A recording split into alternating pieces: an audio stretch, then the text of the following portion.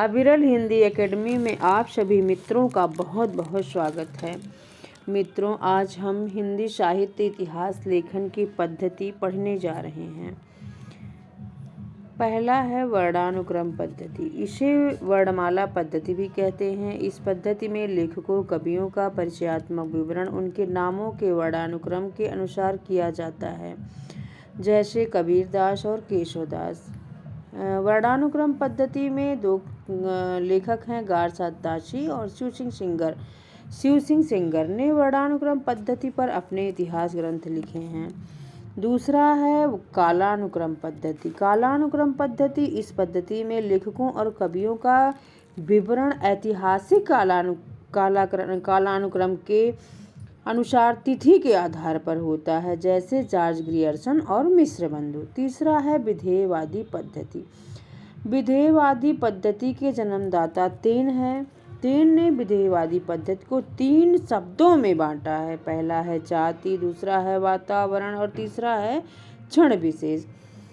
इसी विधेयवादी पद्धति में रामचंद्र शुक्ल ने अपने इतिहास ग्रंथ को लिखे हैं और उसमें इम्पॉर्टेंट कोटेशन है, जबकि प्रत्येक देश की साहित्य वहाँ की जनता की चित्रवृत्ति का संचित प्रतिबिंब होता है। मित्रों, ये बहुत ही इम्पॉर्टेंट पंक्ति है। तब यह निश्चित है कि जनता की चित्रवृत्ति के परिवर्तन के साथ साथ साहित्य के स्वरूप में भी परिवर्तन होता चला जाता है। आदि से अंत तक इन्हीं चित्रवृत्तियों की परंपरा को परखते हुए साहित्य परंपरा के साथ उनका सामंजस्य दिखाना ही साहित्य का इतिहास कहलाता है। ये रामचंद्र शुक्ल का कथन है और इनका जो इतिहास ग्रंथ लिखा गया है वो विधेयवादी पद्धति पर है। चौथा है वैज्ञानिक पद्धति। इसमें क्रमबद्धता और तर्कपुष्टता होती है। तो ये तो मित्रों हो गया हिंदी साहित्य इतिहास लेखन की पद्धतियाँ।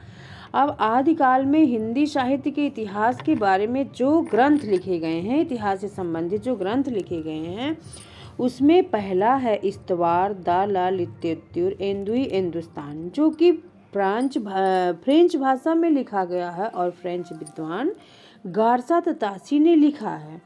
इसको 2 भागों में बांट दिया गया है। प्रथम 1839 ईस्वी में है और दूसरा भाग 1847 ईस्वी में है।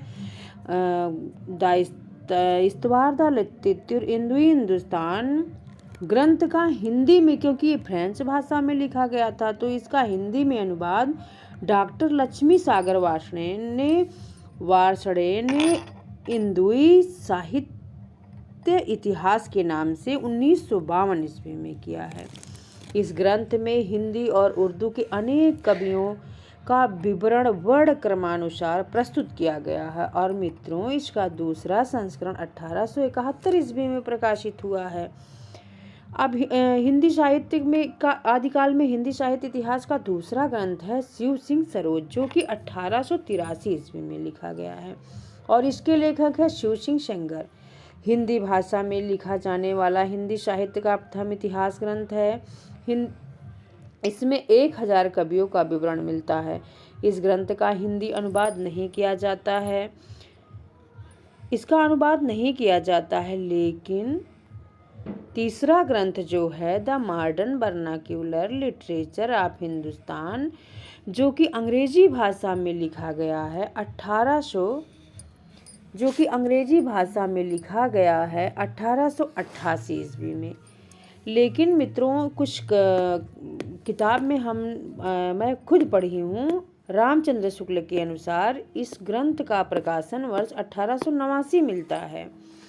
तो इस ग्रंथ के बारे में हमें अंग्रेजी भाषा में तो लिखा गया, ये हमको पता ही होना चाहिए। जॉर्ज अब्राहम ग्रियर्सन के द्वारा लिखा गया है।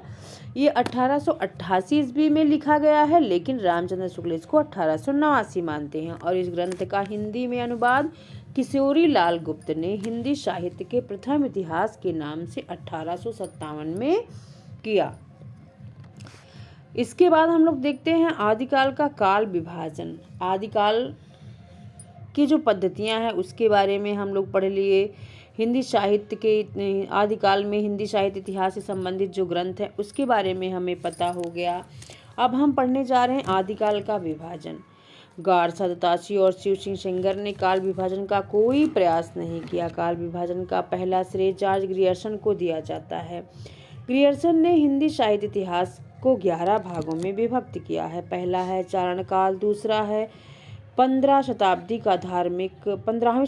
का धार्मिक पुनर्जागरण काल और तीसरा है जायसी का प्रेम कविता, ब्रज का कृष्ण संप्रदाय है, 5वां है मुगल दरबार, 6वां है तुलसीदास, 7वां है रीति काव्य और 8वां है तुलसीदास के परवर्ती कवि, 9वां है 18वीं शताब्दी और 10वां है कंपनी के शासन में हिंदुस्तान और 11वां है विक्टोरिया के शासन में हिंदुस्तान।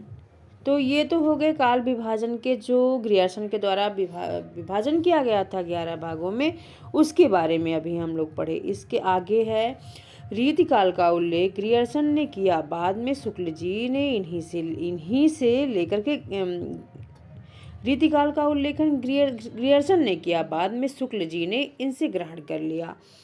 राम कुमार वर्मा ने चारण काल नाम ग्रियर्सन से लिया है। राम कुमार वर्मा जो हैं आदिकाल का नाम जो है चारण काल ग्रियर्सन से ही लिया है। इस काल विभाजन में वैज्ञानिकता का अभाव तथा अध्यायों की संख्या अधिक होने के कारण मित्रों अब आज हम यहाँ तक ही पढ़ाएंगे। इसके आगे हम और भाग कल लेकर के उपस्थित होंगे। तब तक के लिए धन्यवाद।